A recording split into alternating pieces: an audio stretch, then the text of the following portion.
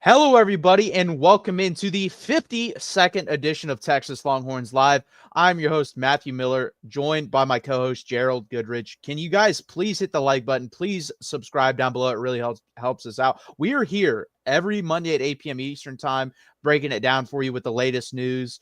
Obviously, Texas landed a recruit, and let's start out with that. Where will Texas finish in recruiting? I think that's what everyone wants to know or guess. Around this time last year, everyone was freaking out. What's happening? Da da da da da. I think we were ranked somewhere in the 35 range, 30 to 35 range. Or it's pretty similar this year, 37th. I said on here up until like July, hey, trust the staff. The staff has not steered us wrong. They've done a really good job.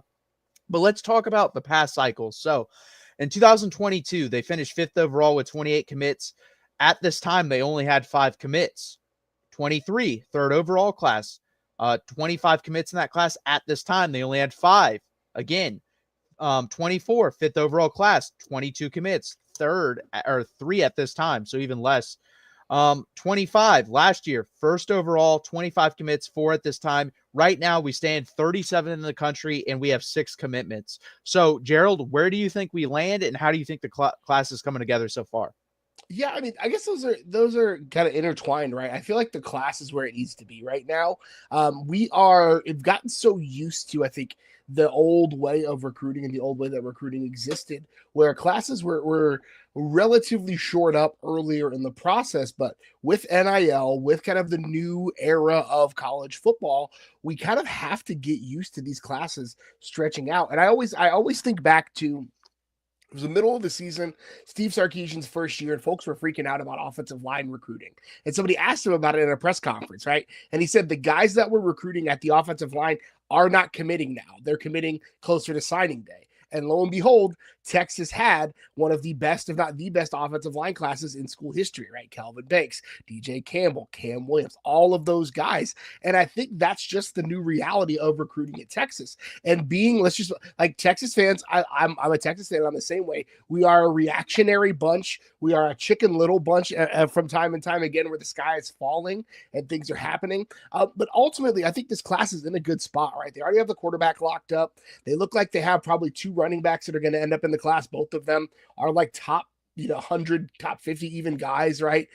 In good position with the right skill players at wide receiver.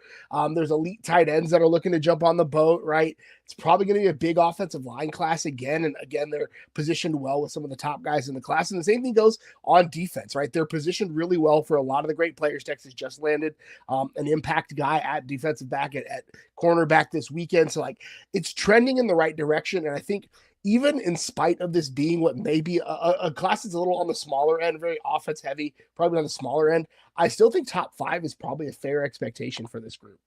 Yeah, I mean, that's the worst Steve Sarkisian and the staff has done is the 5th best recruiting class. So I agree. I think that's kind of the floor they've laid, where I don't think we're going to be much worse than that. And yeah, this time last year, you can go back to a video from about a year ago I made where people were freaking out. And I said, hey, calm down. This staff has not really gotten anything wrong yet. So I'm going to give them my full trust. And what do you know? In like 3 months, we end up inside the top 10. And I said at the time, I think 5th to 7th is where we're going to finish, somewhere in between there. We ended up with number 1.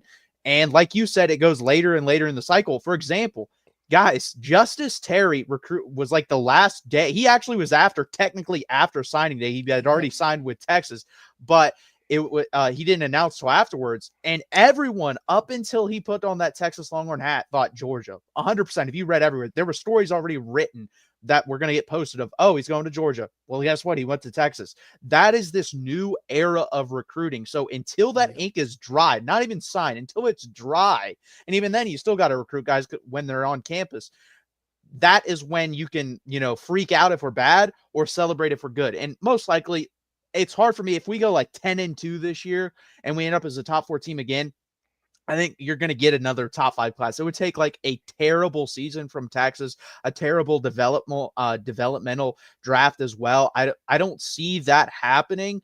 So I completely agree. I think this is going to end up being a top 5 class, and I'm excited to see who we get. And I think you brought up a very good point about the quarterback position. There's like 3 or 4 positions I think you'd like to wrap up early. Quarterback is one of them. I'd like to see one offensive lineman in the class already, which we do have Max Wright, and we both are very high on him. And then I would like to see a defensive lineman in there. We don't have that currently, so that would be my only concern, if you put it that way. I don't even say that, but we got 2 out of the 3 major aspects of the team already solidified. Yeah, and I think that, if Texas wasn't in the conversation for any of the elite guys at those spots, I'd feel a little more concerned. But Texas is, right. They're in the conversation for like the number one edge rusher in the country and a bunch of, 4-star defensive tackles and, again, multiple 4-star defensive backs. Recruiting sources, people that are tapped in, are saying like this could be a really special defensive back class. So like there's a lot still left to be decided about this group, and I don't have any sort of fear or trepidation based upon the history that this staff has put together. Right, this is, again, we long gone are the days of Mac Brown having this thing cinched up by September. Right, that's not a thing. It even ended when Mac Brown was on campus. Right, and even like Tom Herman liked to have things cinched up early. So we really got used to having most of the guys in the boat early on, but we see what those recruiting results were for Texas. A lot of top heavy, a lot of flash, no substance, really under recruited in the trenches. And so Texas right now is in an enviable position where they can take it slow. They can do the big game hunting. They can really target the players that they feel like are going to be impact players, do a really good job evaluating on the trail, and ultimately still be in a position. We talk about it every week. Texas is in a really unique position because they're able to offer and match effectively any NIL offer that's on the table, right? If they want a guy and it comes down to money, Texas is going to win that 9 times out of 10, right? So Texas is in an enviable position where now they get to offer the other things, right? Hey, you're going to get paid regardless where you go. Georgia, Alabama, USC, Tennessee, Florida, wherever, right? You're going to get paid. But we now have 12 skins on the wall from the last NFL draft, right? We have back-to-back college football playoff semifinals, right? So those are the things now that are differentiators for Texas, and those types of players are not the ones that are going to rush into a decision. No, 100%. And also what you brought up with the Mac Brown era, it's different with the NIL era, because if you put out your best offer now, they give someone like 4 or 5 months to beat that offer. Whereas if you put it at the last second, then it kind of puts, pressure on the kid, as well as you have the best offer on the table. You don't want to set that bar too high right now, because anyone can come in and beat it in these next 4 to 5 months. So I think that's the way they go about it. And it's also the long game of creating that relationship as well. That isn't created overnight. You're not creating a fake relationship. You're actually creating a real relationship with that recruit and his family. So I think that's important to say as well. And then also, guys, like the number's cool and all, but you also, Tom Herman put up really good, like, oh, they're this 5th overall class, but then there's, like you said, no substance behind that at all. This staff has done a really good job with substance. So in this class, guys, to me, and I think Gerald would agree with this too, we both agree this needs to be a heavy offensive line cycle because of the guys in state that you have available to you. Yep. And because we've kind of cycled out of that 2022 class. Like, this is basically their last year at Texas. So you need a heavy offensive line class. I think you probably need a heavy linebacker class as well, because Anthony Hill's going to be gone. And then you're also going to lose, I'm losing the name. You know his name. Tell me. Yeah, thank you. He's going to be gone after 1 more year, most likely too. I think he's off to the NFL after 3 years. So yep. That to me, I think linebacker and offensive line, those are the 2 key areas you always have to hit. And Diabell's already in the class. Like, that was going to be my other one, is you always have to have a good quarterback on deck. This guy, to me, is a stud. Like, we're talking, I think Arch Manning's definitely a better recruit, but you could tell me Diabell ends up a better college player than Arch Manning, and I would not be shocked by that. I mean, Diabell has everything you want out of a prep recruit. And again, this is the plan, right? We could dive in deeper on the quarterback planning from Steve Sarkisian, how it's kind of went off without a hitch. You get multiple years from Quinn Ewers, you get 2 years from Arch Manning probably, and then you slot right into 2 years of Diabell as a redshirt freshman. Rinse and repeat, right? This is going to be, again, the way that they built this roster and this group, it has been masterful, right? They came in with a very clear plan. Steve Sarkisian was not shy about his plans to flip the roster, and they did it in a year, right? They did it in a year, and in a year when they went 5-7 and they landed elite players that allowed them to really change the trajectory of the program. So just to put like my fine point on it, like, they've got nothing but trust from me because I've seen them do it over and over and over again. No, I completely agree. And I made a video about Hayward Howard Jr. committing to Texas. So guys, please check that out. But Gerald, I want to get your opinions on him real quick. Yeah, he's a dude. Like, there's no 2 ways around it. Tall, long. He's almost like that new breed of defensive back that, especially Texas seems to be targeting, and everybody around the country, right?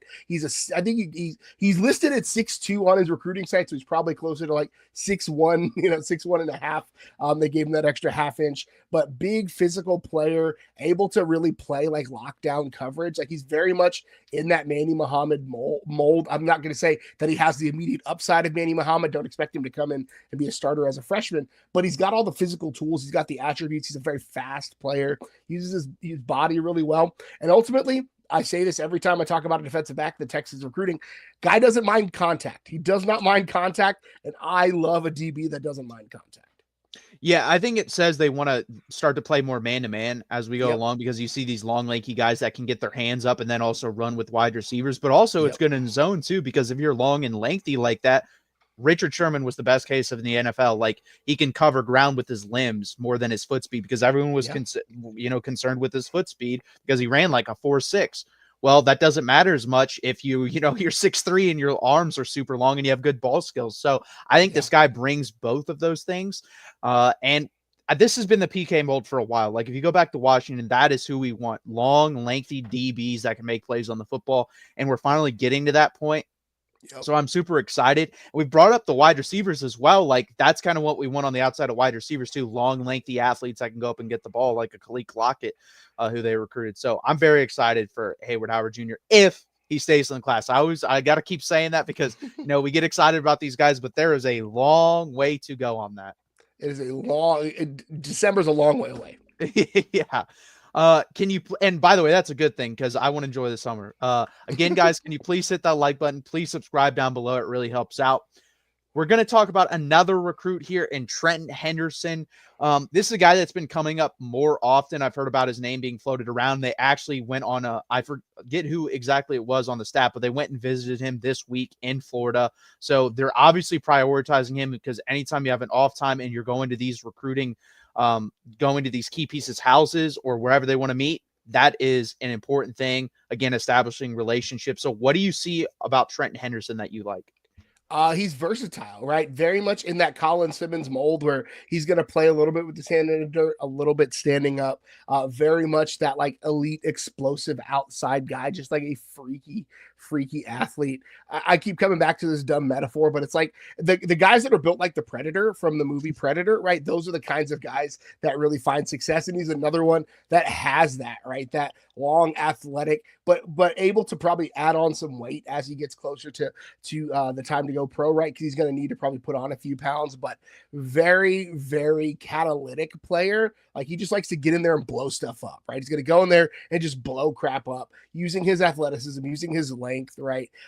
Doesn't really look like he's close to his ceiling though. It seems like he's getting and again, I say this about a lot of these guys, right? He's able to get along with some bad technique because he's so stinking talented. And so those guys, right? Colin Simmons, you put a little technique on him and all of a sudden they're pushing double-digit sacks, right? And I feel like a very similar trajectory for Trenton Henderson if he ends up at Texas, where he's going to come in and be very raw early, be a very physically gifted player. And then as they add technique on top of it, he's just going to become one of the elite edge rushers in the country.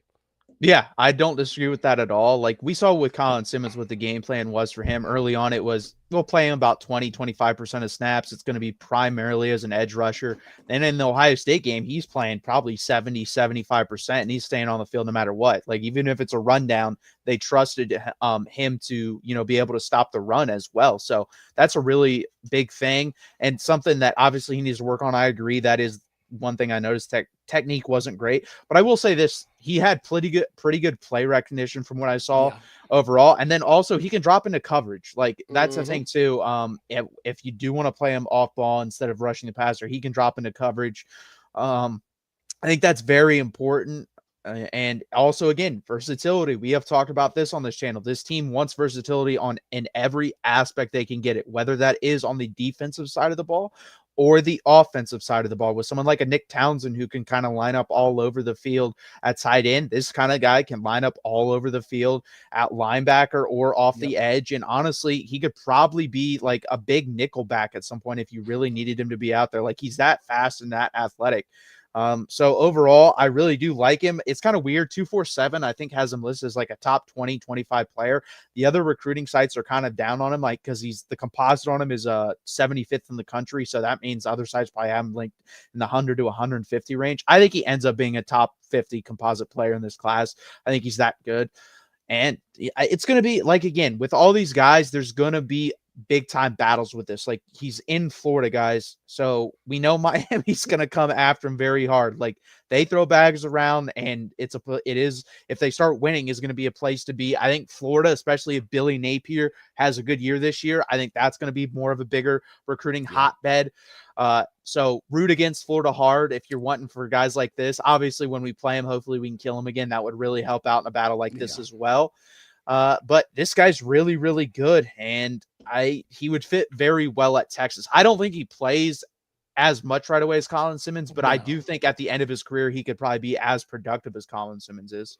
Yeah, I mean, I think he has an opportunity to be the next in a long line of really productive, really elite edge rushers at Texas. And this is big boy recruiting. You mentioned like Florida and Miami coming after him, probably LSU in the mix as well, right? It's big boy recruiting. You want to be among the big boys. You want to walk in the SEC.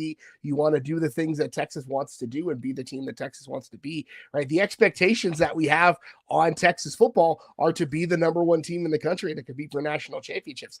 This is what that recruiting is like. Goes back to that first question. Again, these guys are going to be deciding later on in the cycle. So you just have to deal with, the anxiety that comes from recruiting these elite out-of-state kids and don't wet your pants every time he goes on a visit. Yeah, if you're rooting for Texas to land like a lot of these guys and end up with the number one recruiting class, you're rooting for LSU to have a bad season with Brian Kelly. He gets fired. Florida, Billy Napier gets fired. I don't think Miami's going to matter as much because I'm going to be honest with you. I think the type of kid that is going to go to Miami probably would have never ended up at Texas anyways, because I think they kind of money whip people at this point because there's really nothing to stand on there. Like, they don't, if you look at their draft history, it hasn't been very good under Mario Cristobal. They don't really win. So I don't think that kid was going to end up at Texas anyways. But those are the two things I think you have to worry or root for as a Texas fan if you want to land multiple guys like a Trenton Henderson from Florida, Louisiana, places like that. Yeah, Bill, they're going to run out of future to sell in South Florida really, really fast. Oh, 100%. That does it for Trenton Henderson. Again, guys, can you please hit that like button? Please subscribe down below. It really helps out the channel and what we're trying to do here. Also, guys, you can sponsor the show, but let's actually talk about this. You can check out the new Voice of College Football website. All you have to do is type in the Voice of College Football on Google, on Yahoo, whatever you want to do, and check out the website that we are building. We have different people on there writing for the website, and it really helps out if you guys take a look at that. Here it is right here, Voice of College Football website. It looks really good. They put a lot of work into it. And again, guys, there's going to be more stories coming out as soon as the season comes around. So it really helps out when you guys check it out, read what we have to offer, keep up with recruiting. Recruiting's all year round. So we have Leanne, who does a great job on the YouTube space. She also does it on the website as well. So really check it out. And also, guys, check out the new Voice of College Football Instagram page. All you have to do is type in the Voice of College Football and you will see it right there on Instagram, right there. Get in on the ground floor, help us build it. Really helps out what we're trying to do, guys. And then also, last thing, can you guys please use the Amazon link in the description? It does not change anything, guys. Like, you can go on there, buy anything you want. All it does is put a little bit of change into Mark's pocket. And speaking of Mark, he has a word on it as well. You can make a difference here at the Voice of College Football. Use the Amazon link. Financially contribute to the Voice of College Football without spending a penny. Same shopping experience. It's easy. Go to any video on any channel. Go to the description section and grab the link right next to the capital letters that say Amazon. Use that link and Amazon will instantaneously convert to your account, settings, history, everything intact, just like whatever link you use right now. No difference. Pay no attention to the product that you see right there. Just go search what you want. Don't forget the Amazon link. Thank you for your support. Sincerely, the Voice of College Football. Thank you guys for checking that out as well. Now, let's get back to the show. We are going to talk about Texas's new offer, which is Aaron Thomas. I am very excited to talk about this guy because he's very raw, but he is a physical freak. So this guy is 6'7", 300 pounds, can obviously put on more weight with that frame. He is very, he's not ranked very high at all. 585 nationally. He's according to 247. He's the 50th offensive tackle, and he's the 16th best player in the state of Arizona. I think he's definitely going to climb up the rankings because there's just too much raw ability there. What do you think about him, Gerald? Yeah, you know what's really funny is this feels a lot like Kelvin Banks and Cam Williams with Felix Ojo, and now with Aaron Thomas, where there's this guy who's a surefire 5-star day one starter, and then a guy who's a bit of a project, right? And they both worked out really well for Texas as bookends. Like you cannot teach 6'7". Like there's no two ways around it. 6'7", 300 pounds, really long wingspan for him. I think again, I keep coming back to the Cam Williams thing, right? The opposite problem with Cam Williams. Cam Williams, his knock coming out of high school was like, will he get down to a healthy playing weight? Will he get down to where he needs to be? And I think for Aaron Thomas, it's the opposite problem, right? Will he be able to play as well at 320, 330, where he probably needs to be that right tackle for whatever team he's on? But ultimately, he's a guy with a longer development curve. And it's really like, if you go watch his tape, it's really hard to judge him because he's just so much bigger than everybody else. And he's honestly like the best player on the field on both teams that aren't that great, right? So like, it's hard to judge what he's doing. But again, you cannot teach size. 6'7", 300 pounds, decent feet on him, right? Able to move. When you've got somebody who's that big, that tall, and could still like walk without tripping over their own 2 feet, it's somebody that you want to get in. Kyle Flood likes these kinds of like, pieces of clay that he can mold into his own image. And you cannot get any hashtag bigger humans than 6'7", 300. No, 100%. I mean, I think it's funny. Nick Brooks came into Texas. I think he was 6'7", but he weighed 355, 360 pounds. We're like, okay, he's got to lose weight. I believe he has dropped like 15 pounds. And then we look at Aaron Thomas, and it's the complete opposite. Like, he needs to put on at least 25 pounds, 25 good solid pounds, and he's probably going to grow. He'll probably end up being like 6'8" if he comes to Texas. And then imagine 6'8", 330 offensive tackle with, like you said, super long arms. His dad is a former college football player as well at Florida State. So I think that's really cool too. When you get guys like that, obviously when their parents played, you kind of know what to expect as a kid of a athlete at that level. So I think that's really important as well. And like you said, he's a natural athlete. He moves very well for his size. I actually think he might move better than Cam Williams. Cam Williams did play basketball, but I think this guy moves better. And it's the weight thing. Let's be honest here. Cam Williams came to Texas, 370 pounds, and he's down to like 325, I think now in the NFL, 330. So if he would have come into Texas, I think honestly that is a really good comp if he would have come in with that weight. He's super aggressive, and obviously that is something Kyle Flood loves. Like if you look at his history, he loves guys, play to the echo of the whistle, as they say. You may hear it still ringing, but you're still playing until you don't hear it at all. So I do think he fits in really well with that. And like you said, Kyle Flood said it first thing out of his mouth on text, I want big humans. Well, this guy fits that bill, and he's just scratching out the surface. Like if we get this guy on campus and we put on 25 pounds and we teach him good technique, you're talking about a guy that could easily be, in my opinion, like a second, maybe even first round pick, because it's not normal for someone that age to already be 6'7" and a good solid 300 pounds. Like he's not out of shape at all. So really good tools to work with there. Yeah, he'll be draftable based on attributes, right? If he comes to Texas and doesn't get any better, which I don't think would happen, right? He's draftable based upon height, weight, wingspan, and like foot movement, right? Like those are the things that would get him drafted regardless. So now if you take those kind of physical tools that need some development, right? I'm not going to lie and say like he's already coming to Texas finished product. He needs to develop. He needs to add some technique. I think he's one of those kids that like, I'm just so much bigger than everybody else. I can just win without having to be technically sound. But when you get to this level, everybody's that guy, right? Everybody is that dude from their high school. So having to layer that technique on top is going to be not a question, but like that's the really thing. Is like, will he have enough time? Will he be able to develop? That development curve is going to be a little bit longer. But again, I keep saying it, I keep coming back to it. You cannot teach 6'7". You cannot teach 300 that can move like he can. If you got those two things, I trust Kyle Flood to teach anybody how to do anything on the offensive line. No, 100%. I mean, he's done well with everyone we've put in front of him, so I think he'd do well with this guy. And also, I think he brought up a really good point. You know, you land your 4 or 5 blue chip guys, 1 or 2 of them play right away, and then the rest kind of ride the bench, get ready to play down the road. And you saw that. Kelvin Banks slides in, plays right away. Cole Hudson slides in, plays right away. Then the next year, Devon Campbell's ready to go. He plays. Then 2 years down the line, you have Cam Williams ready to go. So that's what I think this guy is. I think this guy's at least 2 years, honestly. I mean, if everything went perfectly, I could see a year, but I think it's going to be 2 years. Whereas like Felix Ojo, John Turntine come in, one of those guys, honestly, probably plays right away. So I agree. If they can land a 2022 type class, which I said that would be my goal in this class, I think that's a very important class to do that. I think if you can get like Felix Ojo, John Turntine, and then 1 or 2 guys, and you already basically have one. Max Wright is this type of guy. He's 6'8" and he weighs like 310 pounds. So there's your 2 developmental guys, and then you get 4 or 5 more guys that are more ready to play.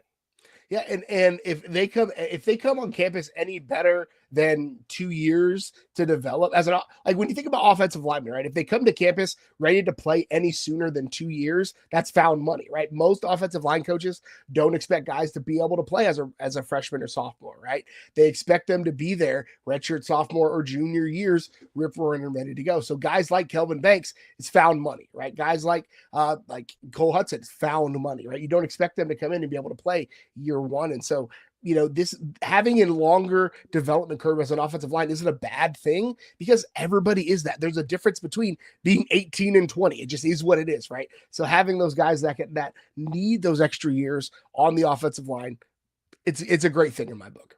Yeah, and with the Pancake Factory and everything, you're able to keep guys like that. Like we've only had one guy transfer out of like all these classes since the 2022 class on the offensive line. So they've done a really good job of keeping these guys developmenting, or putting in their development behind the scenes and then able to step in and play. And we'll see that this year. This is kind of like the end cycle of those guys. We'll see how Zeno and all those guys play at the offensive line position. So excited to see that, and excited if we can land this guy. Obviously, we just got into late to this, but he doesn't really have that many big offers. So I think we have a pretty decent shot here with him. Yeah, it's it feels like one of those spots where Texas is okay to get in late. You know, they have to evaluate, they have to get him on campus and talk to him. And I think he understood that. Yeah, 100%. And we met with him in person too. So I think they realized, hey, listen, I think this guy is definitely a take if we can get him and definitely go, go all out with him here. So that does it for the Aaron Thomas offer. We appreciate you guys sticking around. Please hit that like button. Please subscribe.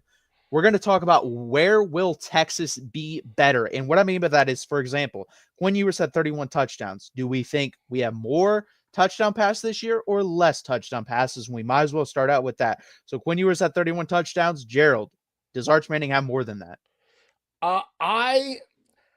This is not a judgment of quality on Arch Manning. 31 is a big freaking number. Quinn Ewers in the 2 previous years, I think, had 25 and 22 or 21 and 20. I don't remember what the numbers were, but like 31 feels like a really high, lofty expectation, especially in a year where I think Texas may be a little more run heavy than they have been in the past. So I will say less or fewer, not because of a Arch Manning deficiency, but I just think as a function of like 31 feels like a big outlier for this offense, especially with how I envision them running it this year. No, I agree. I think he has less touchdown passes, but he has more total touchdowns. I think he ends up with probably 25, 26 touchdown passes and then 7 to 9 rushing touchdowns. So I do think we're going to get more production and touchdowns out of Arch Manning than we did Quinn Ewers. And it basically kind of even out too, because Quinn missed 2 regular season games basically, and he got those back with the playoffs. So this is kind of like Quinn throwing, he legitimately would have thrown, 31, 32 touchdowns in the regular season if he didn't get hurt. So that is a big number. So I think Arch Manning will beat that with overall touchdowns, but I agree. It's a big number. I don't think he beats it with just that. Yeah. And those 7 or 8 rushing touchdowns, I don't anticipate them being called runs. I just want to put that out there. Him scrambling, him doing something with their feet. Sark is not ever going to be a quarterback run offensive coach. He's just not. It's not who he is. No, I agree. I think it's going to be like probably 2 to 3 him, it's 3rd, 4th down, QB sneak. We're right on the 1. And then the rest are going to be Arch Manning, scrambling, especially we saw it in, what was that? The UTSA game. in a competition like that, he could run a 70-yard touchdown if he needs to, because he's athletic enough to do that. So I think he'll have probably 2 to 3 more of those. So that's where I think he gets those touchdowns at. I'm with you. So Matthew Golden had 9 touchdowns receiving. Do you think we end up with a wide receiver or tight end with more touchdowns receiving than that? I think I'm going to go less. I feel like this is going to be a very spread out production year from the pass catchers. I think you've got a tight end that's going to be, getting broken in. I think you're going to have multiple wide receivers. And again, this is not a judge of the level of talent, right? But one Matthew Golden, first round wide receiver, right?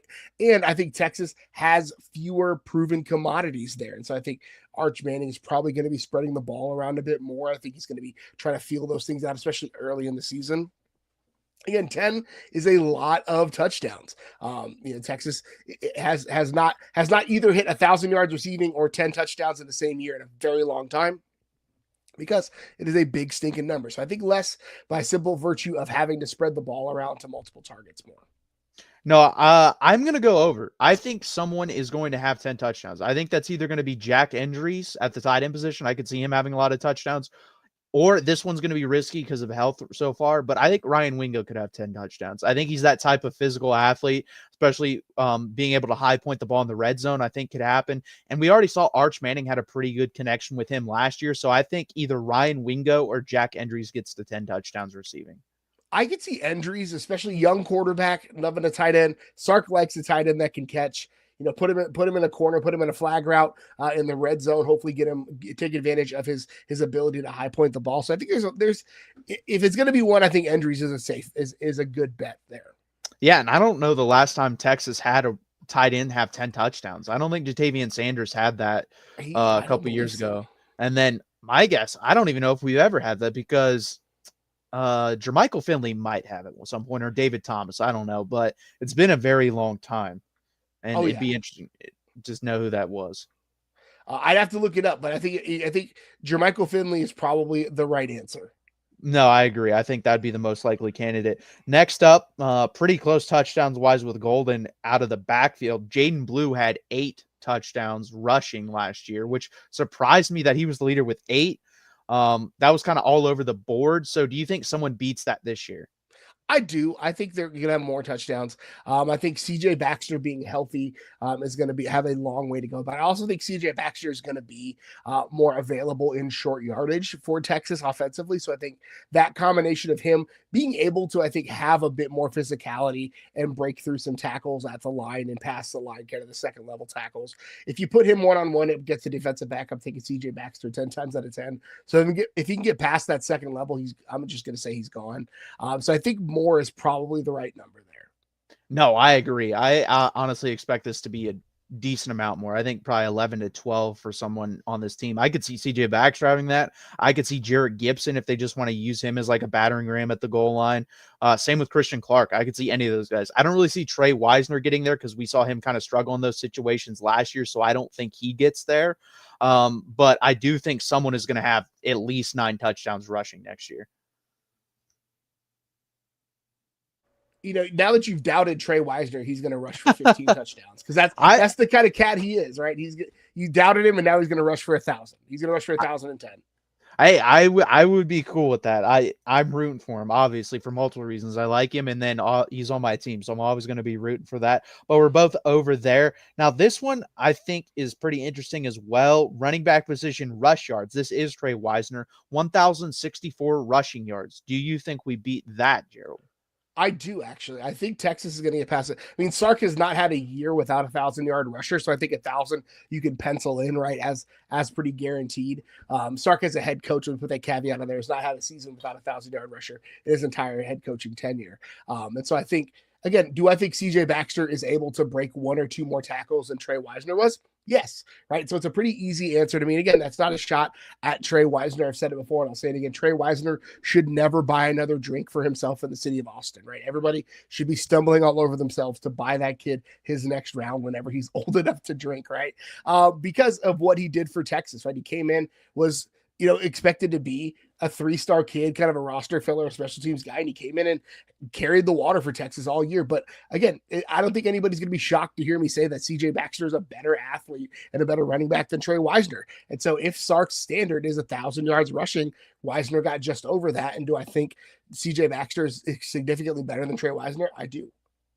No, I agree. I think we go over. I mean, we barely got over the 1,000 yards this year. He almost broke that streak with Steve Sarkisian. I do think we beat that this year, but I could see a scenario in which, we have 4 or 5 guys with like 400 or 500 yards each. So that would be the only scenario where we don't go over 1,000 yards. Like if it's 2 guys splitting the carries, then someone's going over 1,000 yards. I'm pretty certain of that because again, I think the running game is going to be better.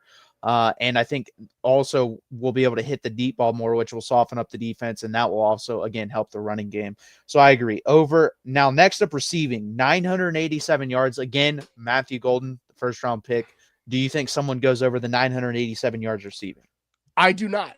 For the same reason I thought that nobody's going to beat his 9 touchdowns this year, because I think they're going to spread the ball around more. I think there's going to be more players touching the ball in the pass game. This is a very an offense that's easy and for an offense for which it is easy to spread the ball around, a lot of multiple looks, a lot of things happening. And so I think for especially a young quarterback like Arch Manning, there is the situation where he kind of locks in on one guy and that becomes his guy early. That's a tendency young quarterbacks do tend to happen. They find their security blanket and stick with it. But ultimately, I think Arch has been in the program long enough and he's confident enough that won't be the case. So I think that they're going to spread the ball around quite a bit. There's just a lot of guys to choose from. And so I think nobody's going to get there. I don't either. I think that what I said with Ryan Wingo is more of, like I said, a red zone threat type thing, but I don't think he goes for 1,000 yards receiving. I think we're going to have 4 to 5 guys with 450 to 550 to 600 type yards. That's what I think we're going to have in this room. So that's where I am with that. Matt, we're not going to have anyone, I don't even think, get really close to that number. I think the most I could see someone having is like 800 yards in this receiving room. So we'll see. I mean, Ryan Wingo, I guess if he had just like an insane breakout season with a bunch of yak, especially after the catch, then he could get there, but I just don't see that happening. I see him more of as a red zone threat right now. Yeah, and again, I think just based on the amount of unproven that's on this group, I don't feel confident saying anybody's going to be an alpha dog in that group. I agree. Next up, Makuba and Barron had 5 interceptions. Do you think anyone reaches that number or goes over that number this year? I don't. I think that is special, right? That 10 interceptions between 2 players is very special. So even one player having 5 is a really special number. Part of the reason why Jahdae Barron won the Thorpe was because he had so many interceptions. So, do I think that there are people in this secondary that are talented enough to do it? Absolutely, right? Talking about Derek Williams, Xavier Filsaime, Malik Muhammad, all of these cats that are really, really good football players. I just don't think that they're that again. Texas had so many stinking interceptions last year. That is a ton. And so I don't think that's a replicatable feat from anybody. No, I don't think so either. I think Michael Taft or Derek Williams could end up with like 3 or 4, but I don't think they're going to go 5 plus. I expect really good years from both those guys, especially if Derek Williams is healthy. But yeah, 5 is a big number, and have 2 guys being able to do that is pretty great. And Andrew Makuba was a great player at sitting back, reading the eyes of the quarterback and reading and reacting and making a play on the football. And if he didn't make a play on the football, then he blew up the guy that caught the football. Jahdae Barron was, again, really good of, sitting back and then going to make a play. I think the 2 best examples of that are when we played Arkansas and he was able to go and make that interception where the ball kind of got tipped up in the air and he made the interception out of the wide receiver's hands. And I think it was Florida, or it might have been an earlier game, UTSA, where he basically left his zone and just ran straight down the field and made the interception. That was a really good play from him. So yeah, I just don't see 5 interceptions from anyone on this team. Such a big number. And you mentioned, there's something to be said about experience, right? And those 2 guys were 2 of the most experienced players in the secondary. So they had seen it all before and they were able to diagnose and do things like, I'm going to bail on my zone because I see something down the field. So I don't think there's anybody with that level of experience outside of Mookie Taft. There's nobody that has that level of experience and tenure that I'd even trust to do those things. Next up, and we're down to our final 2, Anthony Hill had 17 tackles for loss. Do you think anyone beats that number? This is my big hot take. I think somebody does. I think honestly, it might be Anthony Hill, it might be Colin Simmons. I think either of them has an opportunity, and it probably goes with my next answer. I think the edges this year for Texas are going to be a pick your poison for teams. Texas has so many stinking players, right? And at some point they're going to double the guy opposite Colin Simmons and he's going to make him pay. And then they're going to have to, play each of them one-on-one and he's going to make them pay, right? There's no situation in which Colin Simmons does not have the tools to make somebody pay. And so, you didn't ask me to put a player on it, but I think honestly, Colin Simmons is probably the likeliest one to do it. Or maybe Anthony Hill outdoes himself. Again, he's that good. No, I actually think we're going to get 20 plus from someone this year. I think that's a really good number that someone can reach, whether that's Anthony Hill, whether it's Colin Simmons. I mean, honestly, a guy like Trey Moore could really pop off because he had a really good end of the season. Brad Sments, I also think, is going to have a decent amount of tackles for loss in this defense. He'll be able to eat a lot more than he did in the Arkansas defense. And again, he came on down the stretch for Arkansas, which was a much less talented defense than we have here at Texas. So someone's going to get, in my opinion, more than 17, and I think they're going to end up with 20 plus. I think that's completely fair. I think that is, again, I think we talk about it all the time on this channel. Like, when it's Colin Simmons and Trey Moore on either side, it's a pick your poison, right? And so, if you have to pick your poison a couple times and, if Texas plays 13, 14, 15 games, that only takes, every other game getting 2 or 3 to really set that number pretty high. Last one, Colin Simmons had 9 sacks as a freshman. That did lead the team. Do you expect that to be beaten? Yes, right. Those two go hand in hand for me. Yeah. I think Colin Simmons is going to put up double-digit sacks this year. I think he's got 10 in him. I think he's going to be able to do it really, really well. He is as a sophomore, one of the most effective edge rushers in the country, period, end of sentence. And so he's got an ability to do that. I think the wrinkle in this is if teams end up like saying, hey, we're just going to let the other guy beat us and double Colin Simmons every game. But then that opens up Trey Moore to set the record or whoever might be on the opposite side. So there's Ethan Berger, whoever it might be, right? One of those guys. I think if teams choose to like focus their offensive game plan on Colin Simmons, the other guys are going to feast.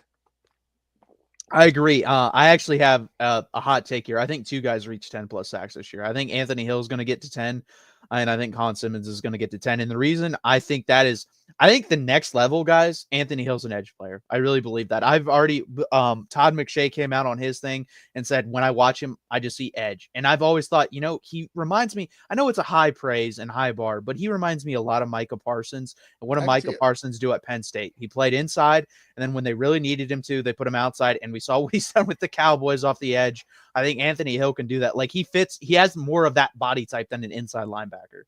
I mean, he has more of that body type, and frankly, like I think with his deficiencies or struggle, like there's one area to knock Anthony Hill on, it's his ability in pass protection or in pass coverage, and so like that doesn't become a thing if you play him on the edge. Just let him be a freaking scud missile again. Find ball and see ball and find ball, get ball, right? Like so, I think it could be much better for him to play on the edge. So I'm with you there.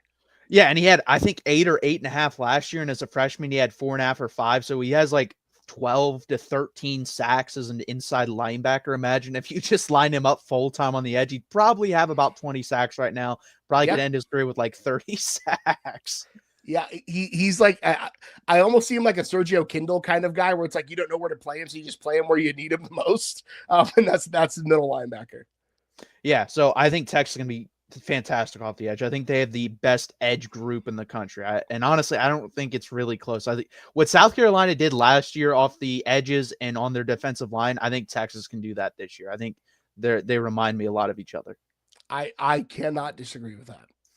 So again, guys, can you please hit that like button? Please subscribe down below. This has been the 52nd edition of Texas Longhorns Live at the Voice of College Football. We are here every Monday night at 8 p.m. Eastern Time with any breaking news. Like I said, we have a Hayward Howard Jr. video up, and that stuff is going to be coming down the pipeline even more. I'm not really happy about it. Like I know guys are going to be committing on July 4th, so I'll probably be here July 4th with like 2 to 3 videos is my guess.